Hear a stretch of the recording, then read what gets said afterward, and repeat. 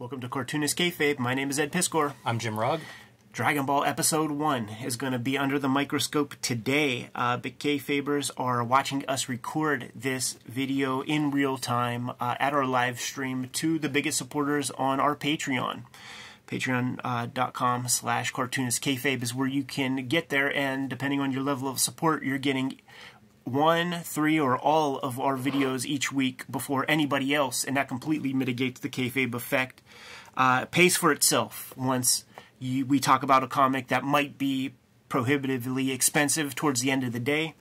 It's the people in the King Kayfabe or Catbird seat that are getting these comics before you do on eBay, Amazon, and your local comic shop. So consider that if we ever inspired you to buy something or try to buy something that was a little bit too expensive by the time you got to those eBay and Amazon links. But these videos are also brought to you by the books that we make, and you're looking at a smorgasbord of what we have out there in the wild right now. I have the Red Room series, 2 trade paperbacks of that out there. Hip Hop Family Tree is celebrating its 10-year anniversary, so there are 4 volumes and 2 box sets of that. X-Men Grand Design and WYSIWYG. Jimmy has Street Angel comics out there. 5 big hardcover albums, trade paperbacks, Hulk Grand Design coming within the next month or so, and Plain Jane is his shoujo manga that has received tremendous fanfare. Buy our books, support the channel. Jimmy, as a consequence of covering a couple pretty bad issue 1s last week on the channel, and over time we got an issue 1 playlist. Many bad issue 1s that disabuse themselves of any kind of storytelling structure or introduction to characters, problems, the world that these characters inhabit.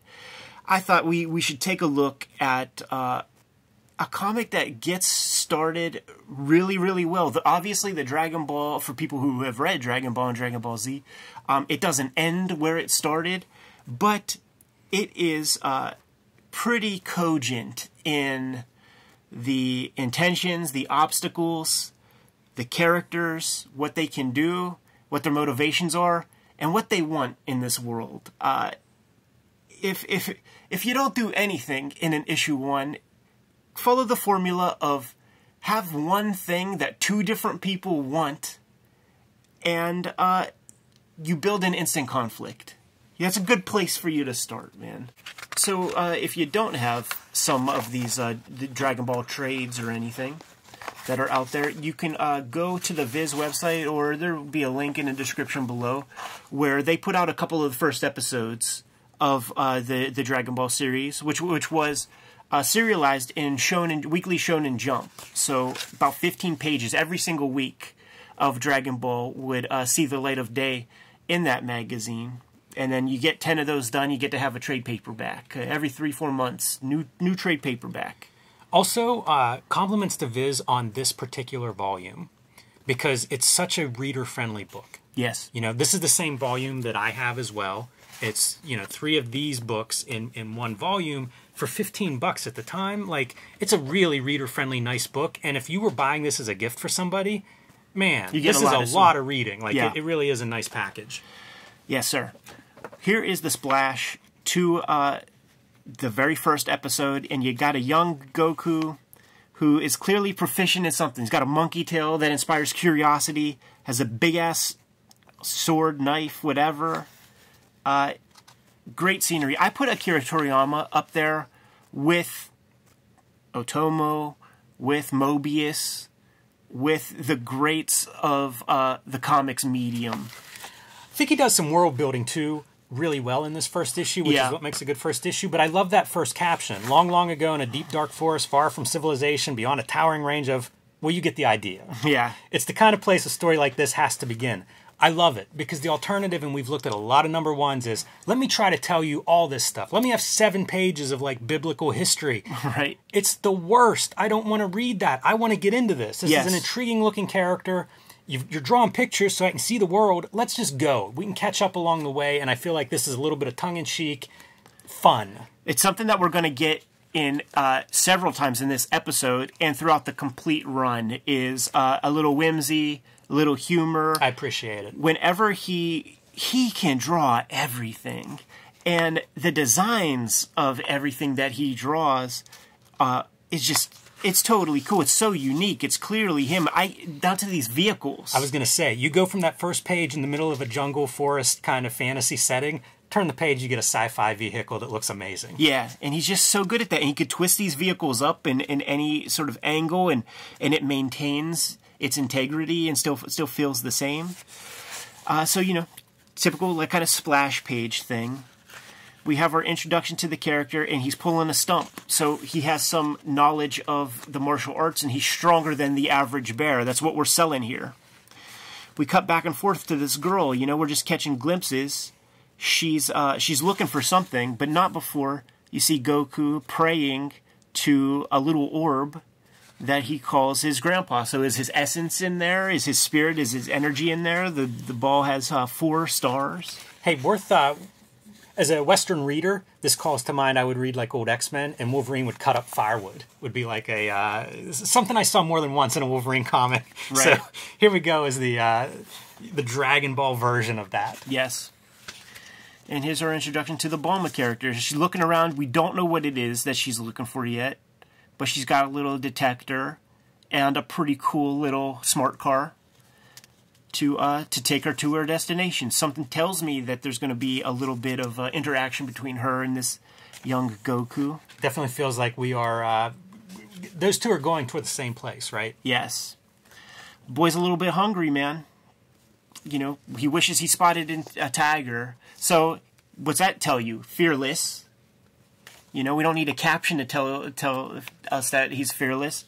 He's a little boy, and he's not worried about bumping into a tiger or a bear. Yeah, and sticking with this idea of like whimsy and fun, jumping off of your waterfall, catching that branch and being flung to the next page. Again, like, just move us. Have fun. Show us something. If you're going to draw something, like, let's move around. This is a cartoon. Yes.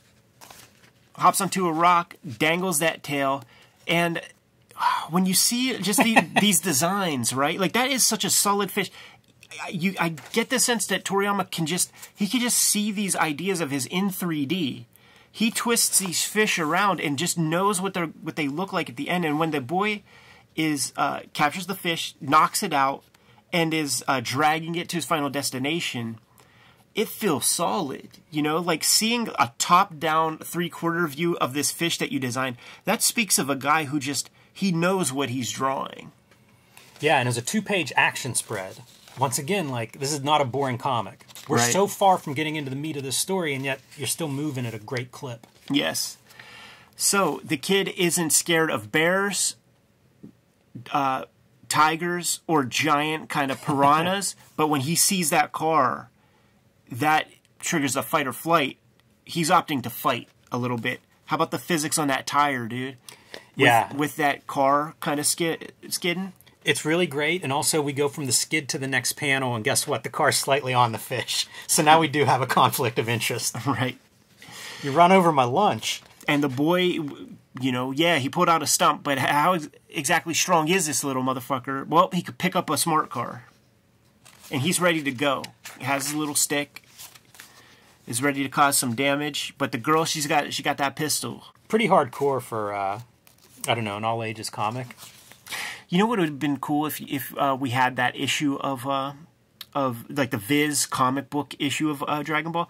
Is the translation I feel like is a little different because it's acknowledged she's Bulma in this, but they did used to just call her Bloomer, which I think is what Bulma means. So that would suggest that maybe there was even some other translation stuff that was maybe a little different. So I don't think you saw his little fucking piece, man. Like his genital units in the Dragon Ball comics. That wouldn't surprise me. Hey, you know what I do wonder about? This is like, you can see this is, I don't know, washes or watercolor. Would this have been color originally? No, it was probably still a wash, but it could have been processed red ink. Whenever there would be an introductory strip and, you know, the start of like many Tankobon, like you would get an extended amount of process color. Like, and sometimes it would be 32 pages. Usually the very first strip in a Shonen Jump would get a good chunk of color beyond just like the 8 pages or the 2 pages color and a couple more. They would get a nice section. And this guy's coming off of Dr. Slump, which is literally the story, the strip that makes Shonen Jump a winner. Like, before that, they had a couple, like Barefoot Jen was in there, but they did not have a hitmaker. Like, Go Nagai was off in some other magazine, like fucking generated Cutie Honey and Devilman and hit after hit, and Tezuko's at some other place. Shonen Jump was a fucking also ran that became #1 on the strength of Akira Toriyama. All that to say that when he decides to do this Dragon Ball, I bet they put that up front. Having his interactions with the girl, she is looking for Dragon Balls.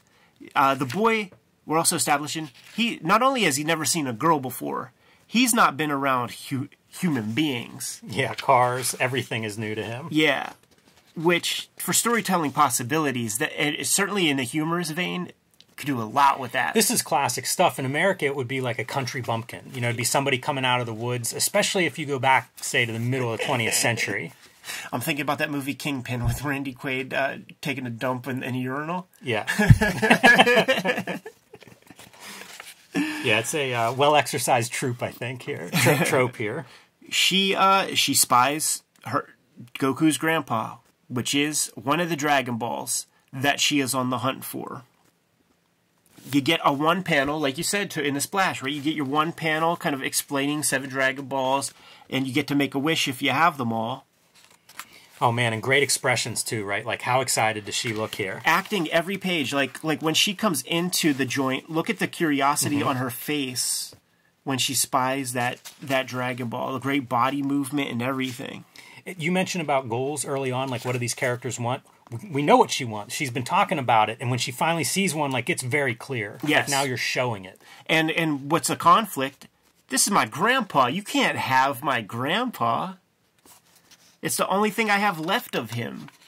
So there's your conflict, you know, and she has to figure out a way to kind of finagle that ball off of this boy and also keeping him dumb along the way. That's very true. For the Pacific Northwesters out there, I am sorry to tell you that the comic fails the Bechdel test. When she gets her goal, she wants a boyfriend. So, I'm sorry. You're going to have to put the comic down. If you have any original Shonen Jumps with the story, you could send it to us, P.O. Box 3071. She's thinking, I'm going to finesse this dude. He's a simp. I'm going to show him some draws. And he's going to get his mouth watering. But he's like, why do I want to see your stank ass? Your dirty butt, he calls it. She's like, my butt is not dirty. You know, little girl. It's a pretty interesting concept. You know, like one of the points of tension to me is she wants 7 of these things. Yeah, and he has just a couple. wants one. Yeah, you know, like Grandpa is one for him, and it's kind of interesting that idea of like, I don't know about greed, but you know, like she wants all of them. Right. It's such a there's so much good stuff in here, which speaks to that like from the get go. Yes. You know, like there's conflict.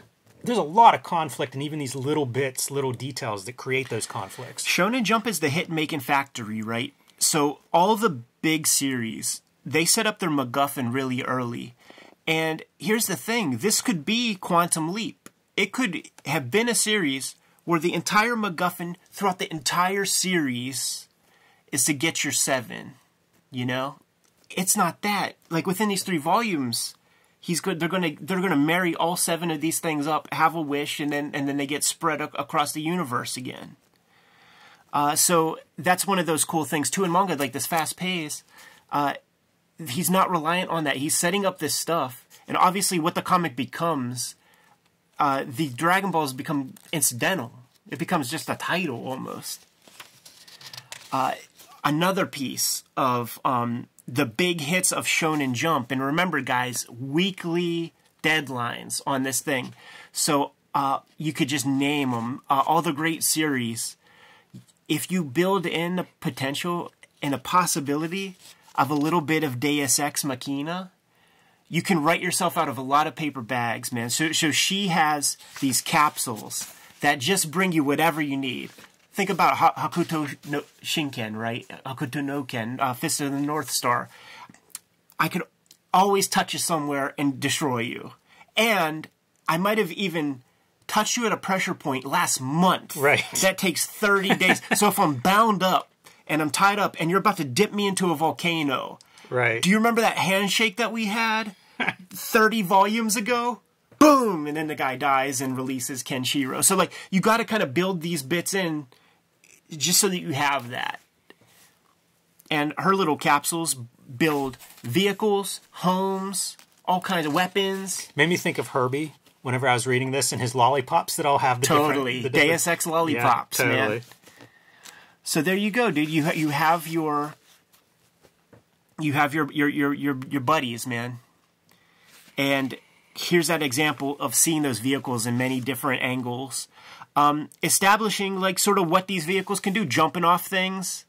And it's a nimble craft, you know, and that kind of plays a part into the end of this. Once again, calls back to that original page where we have Goku jumping and swinging off branches. It's motion and physics. Right. You know, it's these characters bouncing around through this story in a very visually entertaining way. As I understand it, and if you see the Toriyama books and stuff, like his art books and even the back of the video games and stuff, Bird Studio is his studio. And that word studio, certainly in terms of manga, implies like a bunch of people. He has like 2-3 guys. And a lot of it is people who spot blacks. If you notice, like in the regular part of the comic, there's no tones. So it's mostly people spotting the blacks. And when he creates like the Super Saiyan shits, the blondes, it's just so he doesn't have to spot blacks. It's economy. He establishes this scenery, and then he'll have other guys pick up from there and do the background works, but he'll always draw like the first backgrounds. He's doing most of the work is what I'm saying.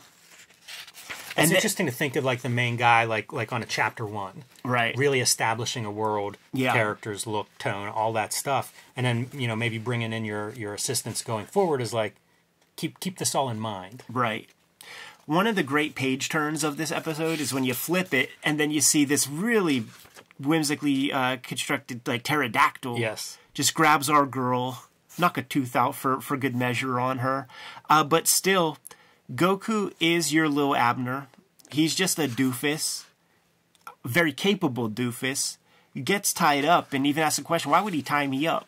You know, there's that bit in Fist of the North Star that starts off that way where Kenshiro gets bound up in prison. And could it always get out? So he sees the interaction, thinks they're playing. And by the way, she runs off. The whole reason she runs into this guy is she has to pee. Yes, and he's so like, there's a reason for it. You know, yeah. it's not as random as you know as it could be. Sure, I appreciate that totally.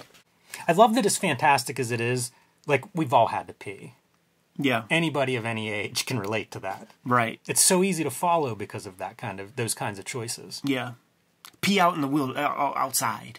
Everybody's done it. We established the nimbleness of that vehicle. Let's put it to use a little bit. One of the great splash pages right there, dude, with the physics of back wheel motion. It's awesome.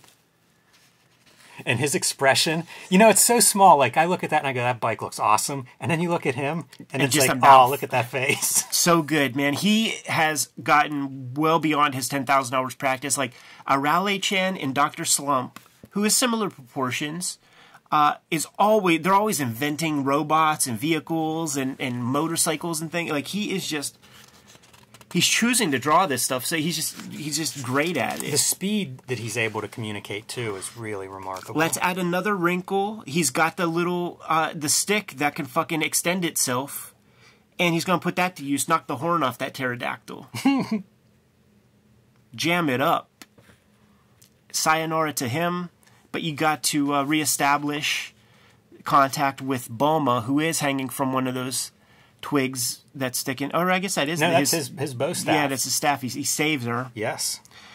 She pees her pants. You see the drips and drabs. You know, the turd emoji on your phone comes from Toriyama and comes from Dr. Slump. I have no idea. Like Arale-chan, her kryptonite is feces, and she can do anything, but like if there's turds nearby, she's incapable. So like that little like turd with the cone is that's a Toriyama design.